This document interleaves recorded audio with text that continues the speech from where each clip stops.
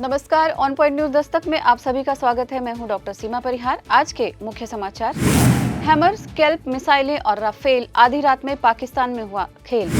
सरकार को पूरा समर्थन, बोली कांग्रेस। आतंकवाद के खिलाफ जीरो टॉलरेंस दिखाए दुनिया, बोले जयशंकर। पाकिस्तान को ऐसा सबक दो, कभी दूसरा पहलगाम ना हो। ऑपरेशन सिंदूर पर ओवैसी का रिएक्शन। जम्मू, श्रीनगर और जोधपुर समेत कई शहरों के लिए उड़ानें बंद, एयरलाइनों ने जारी की एडवाइजरी। किसी भी पाकिस्तानी सैन्य प्रतिष्ठान को निशाना नहीं बनाया गया। एयर स्ट्राइक पर भारत का आया बयान। भारत के एयर स्ट्राइक पर शहबाज शरीफ का आया बयान। लाहौर हवाई अड्डा बंद। गगनयान मिशन के 2027 में पूरा होने की उम्मीद। इस साल के अंत में लॉन्च हो सकता है गगनयान परियोजना का पहला मानव रहित मिशन। जर्मनी के चांसलर बने फ्रेडरिक मर्ज। संसद में पहले दौर के मतदान में मिली हार, दूसरे में मारी बाजी।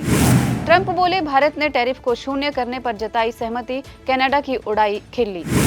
दिल्ली, एनसीआर सहित कुछ राज्यों में अगले 6 दिनों तक होगी झमाझम बारिश। मानसून को लेकर भी आईएमडी ने सुनाई खुशखबरी। और अब समाचार विस्तार से।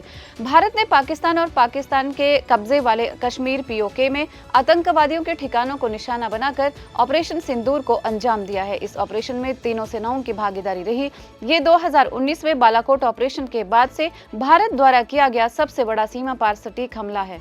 भारत ने इस ऑपरेशन में अत्याधुनिक और लंबी दूरी के हमलावर हथियारों का इस्तेमाल किया है। इनमें Scalp cruise missile, hammer, precision bomb और लॉइटरिंग म्यूनिशन शामिल थे। इस मिसाइल को ब्रिटेन में स्टॉर्म शैडो के नाम से जाना जाता है।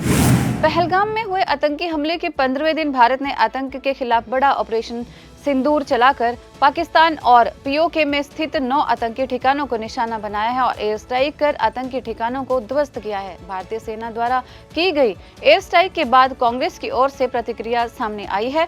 कांग्रेस ने ऑपरेशन सिंदूर पर प्रतिक्रिया जाहिर करते हुए कहा, पाकिस्तान और पीओके में आतंकवाद के सभी स्रोतों को नष्ट करने की भारत और प्रतिबद्धता सर्वोच्च राष्ट्रीय हित में निहित है। कांग्रेस के पूर्व अध्यक्ष और कांग्रेस सांसद राहुल गांधी ने ऑपरेशन सिंदूर पर प्रतिक्रिया जाहिर करते हुए सोशल मीडिया प्लेटफॉर्म एक्स पर पोस्ट कर भारतीय सेना पर गर्व जताया है। एयर स्ट्राइक ऑपरेशन सिंदूर पर विदेश मंत्री एस जयशंकर ने अपनी प्रतिक्रिया जाहिर की है। उन्होंने कहा कि आतंकवाद को लेकर पूरी दुनिया को जीरो टॉलरेंस की नीति दिखानी चाहिए। उधर पहलगाम हमले के जवाब में भारतीय सेना ने पाकिस्तान के 9 आतंकी ठिकानों पर एयर स्ट्राइक की। इसके मद्देनजर अब ऑल इंडिया मजलिस-ए-इत्तेहादुल मुस्लिमीन प्रमुख असदुद्दीन ओवैसी का बयान सामने आया है। असदुद्दीन ओवैसी ने भारत के इस कदम की सराहना की है। असदुद्दीन ओवैसी ने एक पोस्ट में लिखा, मैं हमारी रक्षा सेनाओं द्वारा पाकिस्तान में आतंकवादी ठिकानों पर किए गए लक्षित हमलों का स्वागत करता हूँ। पाकिस्तानी डीप स्टेट को ऐसी सख्त सीख दे जानी चाहिए कि फिर कभी दूसरा पहलगाम न हो। पाकिस्तान के आतंक ढांचे को पूरी तरह से नष्ट कर देना चाहिए। जय हिंद।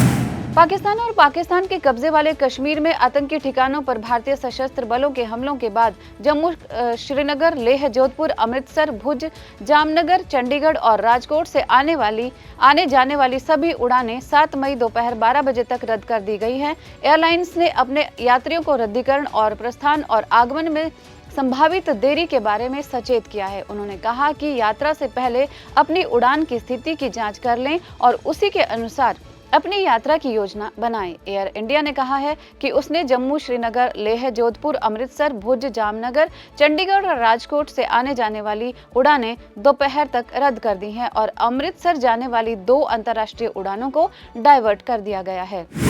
भारतीय सशस्त्र बलों ने ऑपरेशन सिंदूर के अंतर्गत पाकिस्तान और पाकिस्तान के अधिकृत कश्मीर में आतंकवादी ढांचे को निशाना बनाया है, जहां से भारत पर आतंकी हमलों की योजना बनाई जाती रही है। कुल मिलाकर 9 ठिकानों को टारगेट किया गया है। हमारी कार्रवाई सटीक, सीमित और गैर उत्तेजक रही है। किसी भी पाकिस्तानी सैन्य प्रतिष्ठान को निशाना नहीं बनाया गया है। भारत ने लक्ष्य चयन और क्रियान्वयन की विधि में पर्याप्त संयम दिखाया है। भारतीय सशस्त्र बलों ने 22 अप्रैल को पहलगाम हमलों के जवाब में पाकिस्तान और पाकिस्तान के कब्जे वाले कश्मीर में आतंकी ठिकानों पर सटीक हवाई हमले किए। सेना ने इस ऑपरेशन को ऑपरेशन सिंदूर का नाम दिया है। वहीं भारत की एयर स्ट्राइक से पाकिस्तान में हाहाकार मच गया है। पाकिस्तान में लाहौर और सियालकोट हवाई अड्डे अगले 48 घंटों के लिए बंद कर दिए गए हैं। भारत के पहले मानव अंतरिक्ष उड़ान गगनयान का प्रक्षेपण 2027 की पहली तिमाही तक टाल दिया गया है। गगनयान अभियान में पृथ्वी की 400 किलोमीटर पर स्थित निचली कक्षा में अंतरिक्ष यात्रियों को भेजा जाएगा। उनकी पृथ्वी पर सुरक्षित वापसी भी कराई जाएगी।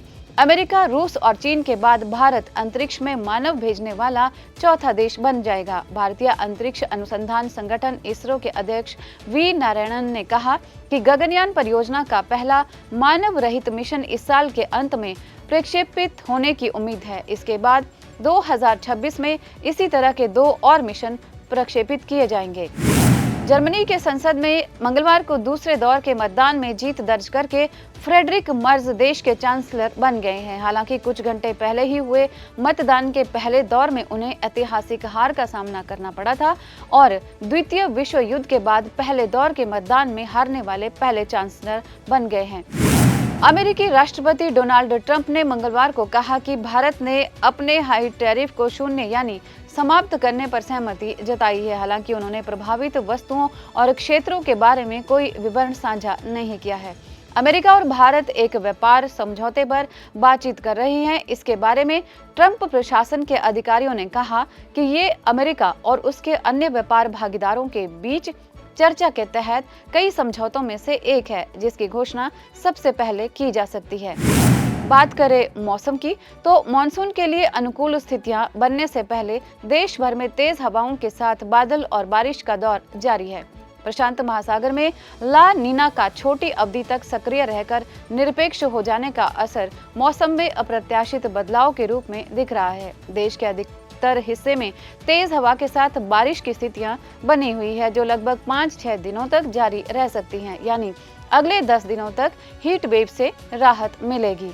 आज बस इतना ही। देश और दुनिया से जुड़ी इसी तरह की तमाम जानकारियां पाने के लिए जुड़े रहिए ऑन पॉइंट भारत के साथ।